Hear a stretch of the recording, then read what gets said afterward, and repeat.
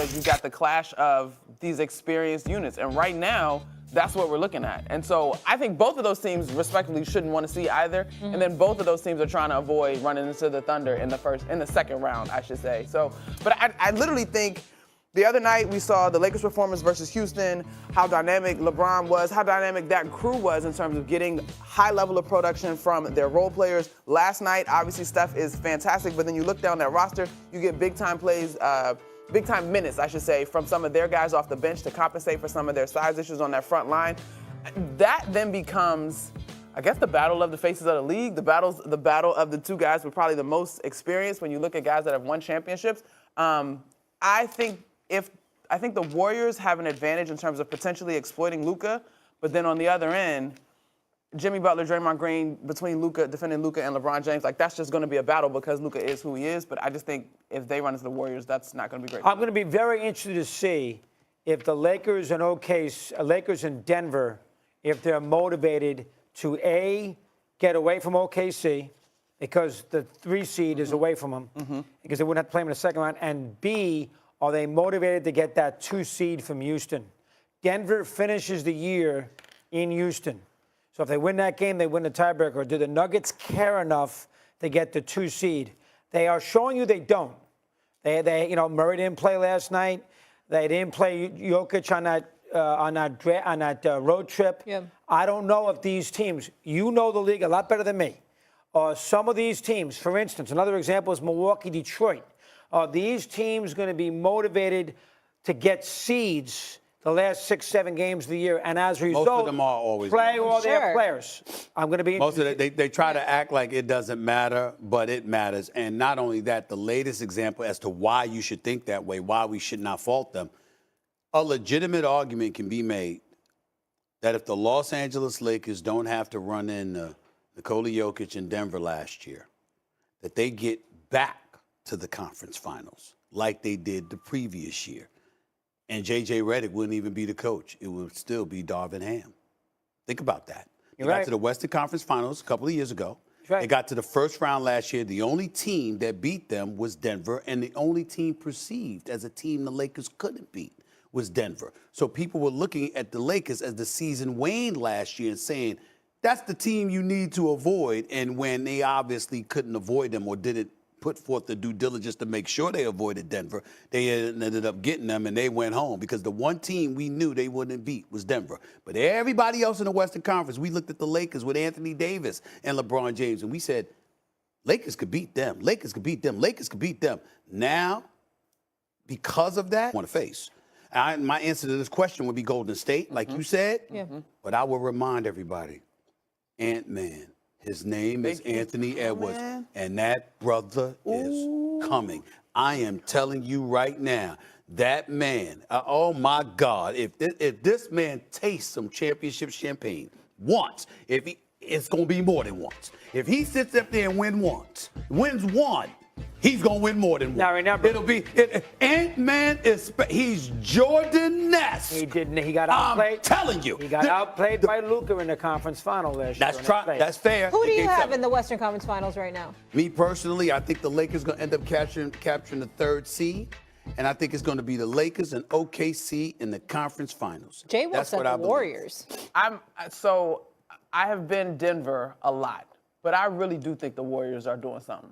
I just think about, you got 2 incredible defenders in Butler and Green. Obviously, it's Steph. He don't even got to be 52-point Steph. Yeah. But if he's efficient 33-point Steph and they're still getting production from the rest of their guys, like, the Warriors to me it's not sneaky because of who the Warriors are, but based on this season, I'm leaning Warriors. Let me make this statement. I want to see if y'all disagree with this. I believe that the greatest fear factor that exists in the NBA is Steph Curry.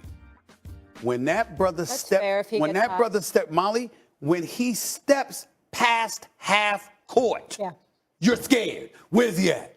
Who got him? You understand what I'm saying? I mean, that's what it is. He scares the living hell out of you. And when he starts off the way that he started off last night, did you see the demoralization kicking in? Did you see Memphis like, oh God, no.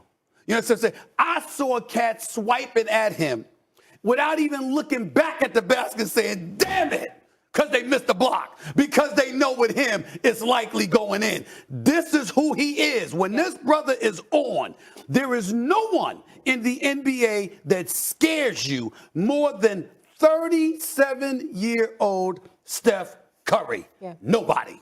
Who do you have? Do you have Very OKC? tricky. You know, the East is easy. We're wasting our time. Let's play Boston and Cleveland. Let them play 20 times. Right. Yeah. That's all we need. I don't need, think about the East for a second. Look at the play-in. These 4 teams, they shouldn't have a chance to be in a play. Atlanta, these teams stink. And they're going to get mauled by Boston and Cleveland. But in the West, it's the opposite. That's the point. Good job. That's the point. Yeah. The West is fun. You can take Golden State. You can make a case for Denver. Yeah. You can make a case for the Lakers, as he did. You want to take Minnesota, make a case for them.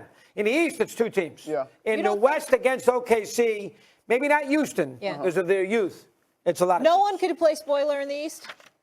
Not For the those Knicks. two? You know, I'm asking you honestly. No. Listen, here's the thing. I wanna the tell you Knicks, somebody, The but- Knicks are better than they were talent-wise. They have a dissipated level of grit than we saw last year. That grit that they had, that feistiness, where, they're the little engine that could. They're the underdog. They're battling, scratching, and clawing. That's not what we see from the Knicks this year. We're winning games. Yeah. And we know they're talented. And Karl Anthony Towns, props. I'm happy to have him. Yeah. Okay? Mikal Bridges, I like Mikal Bridges a lot. And Jalen Brunson, when he gets back, we're going to see what's going down. But they lack that grit that they had last Monica, year. last word here. Then we're gonna roll. The formula, though, Molly, to an upset would be, for whatever reason, last year's the mental piece of it, right? If the Knicks still have Cleveland's number. It has not been the case this year That at would all. be conference finals. Yeah, they're not going to play him until Oh, right, you're right. That's the Yeah. problem. You're right, my bad. That's the Seeding, problem. I got it mixed up. That's right. And they ain't beat Boston as much as it pains me to say it. They ain't beat. If the Knicks beat, Yeah, oh we my gotta God, a miracle. If the Knicks beat Boston, Can you tell we're a little excited for the playoffs? Oh, my goodness. Coming up, these stars were shining bright in the NBA last night. We're breaking down which of them is most important to their team going on a deep run. And Jerry Jones is saying a lot of things. Southern Steve reacts with new friend to the show. We got a big acquisition here at ESPN. Peter Schrager joining us. Welcome to the fam. Hey! There are a lot of pretty good games last night. It's a good night. Bucks defeat Phoenix. They snapped their 4-game losing skid, 133-123. Giannis, 37 points, 6 rebounds, 11 assists. Rollins, 23 points. Booker, the other story of this one, 39 points, 11 assists. Considering that the Suns, we know about the payroll, it's the highest in the league. 3 players have made 3 All-Star games. They have been the biggest disappointment of the season. I think we all agree on that.